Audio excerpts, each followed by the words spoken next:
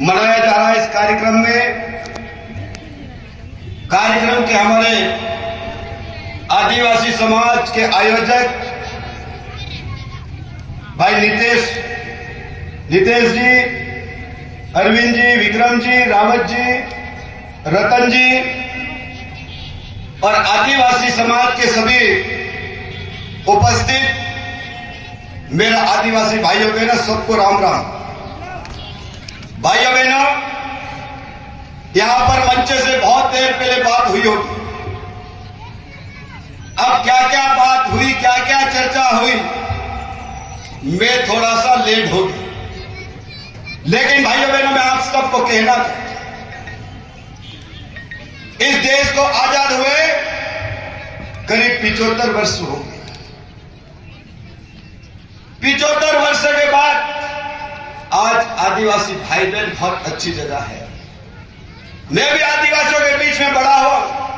मैंने अलीराजपुर जिले के सारे गांव देखे, मोहल्ले भी देखे।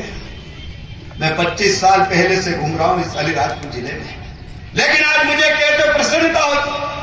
आज आदिवासी भाई और बहन मजबूत हुए हैं।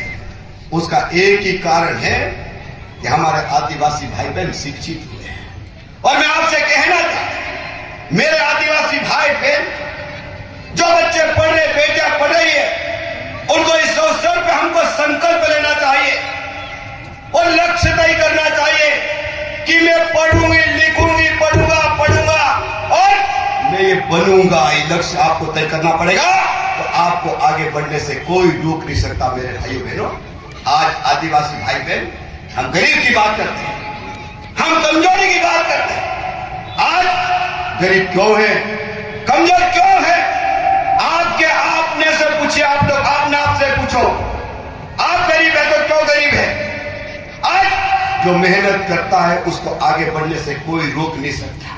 और मैं आपको विश्वास दिला रहा हूं और मैं कहना चाहता हूं, ऐसे कई लोग अलीराजपुर में हैं, आज सम्मान प्राप्त करके बैठे हैं।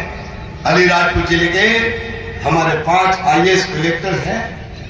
उनके जीवन के बारे में आप लोग पढ़िए, उनके माता पिता के बारे में समझिए, गांव के बारे में समझिए, परिवार के लोग कैसे थे, आप लोग विचार करिए। और उन लोगों ने कैसी परिस्थिति में पढ़ाई करके आज पूरे प्रदेश में नाम रोशन कर रहे हैं कि आज हम नहीं कर सकते क्या, बताओ? और मैं आप सब भाइयों बहनों से कहना चाहता हूं, हम राजनीतिक लोग हैं, हम राजनीति करते हैं, जनता की सेवा करते हैं और हम लगातार जनता के बीच में रहते हैं। आज आप लोग देखते होंगे, नेता के बारे में लोगों को बोलना सबसे आसान है, नेता को गाली भी देते, लेकिन नेता का जो सम्मान है वो दुनिया में किसी को भी नहीं मिल सकता। मैं आपको बता रहा हूं। और जनता चुनती है, जनता वोट डालती है। 5 साल में हम जनता के बीच में जाते हैं और जनता के बीच में हम रह के जो काम करते हैं उसका परिणाम मिलता है। उसके कारण आज मैं विधायक हूं, मैं मध्य प्रदेश में मंत्री हूं, मेरी धर्मपत्नी आज लोकसभा में सांसद है। मेरे भाइयों बहनों, आप लोगों के कारण है। लेकिन मैं आप सब भाइयों बहनों से कहना चाहता हूं कि एक उंगली अगर किसी पे उठती है तो 3 उंगली हमारे सामने होती है। और वो उंगली कहती है कि दूसरे के ऊपर उंगली उठाने से पहले अपने गिरेबान में झांको। और इसलिए मैं आप सब भाइयों बहनों से कहना चाहता हूं, अगर जनप्रतिनिधि तो जनप्रतिनिधि का दायित्व ईमानदारी से निभाएगा, उसमें कोई कमी नहीं आएगी। मैं आपको कह रहा हूं, मैं विधायक अलीराजपुर का, मैं 25 साल से अलीराजपुर की जनता की सेवा कर रहा हूं, अलीराजपुर जिले की जनता की सेवा कर रहा हूं। मुझे पता है अलीराजपुर जिले में मुझे क्या करना है, अलीराजपुर के किस गांव में क्या तकलीफ है मुझे पता है और मैं लड़ रहा हूं। और मैं आप सब भाइयों बहनों से कहना चाहता हूं, अभी बीच में खट्टाली का जो मामला चल रहा है, खट्टाली के गांव, खट्टाली, छोटी खट्टाली, चमार बेगड़ा और एक गांव और है हमारा, 3 गांव में ग्रेफाइट का मामला चल रहा मेरे। और जैसे ही इसकी जानकारी अलीराजपुर के व्हाट्सएप पे आया, हम लोगों ने तत्काल मुख्यमंत्री जी से बात की। अभी लोकसभा में अनीता ने भी इस बात को उठाया। और मैं आप सब भाइयों बहनों से इस मंच से कह रहा हूं, आपको लड़ाई लड़ने की जरूरत, हम बैठे हैं।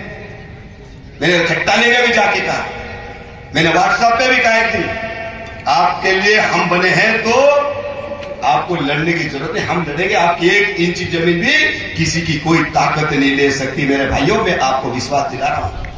लोग कहते झूठ बोलते हैं, लोगों को लगता है हम झूठ बोलते हैं। अरे हम तो वो लोग हैं, जीबान के पक्के लोग हैं।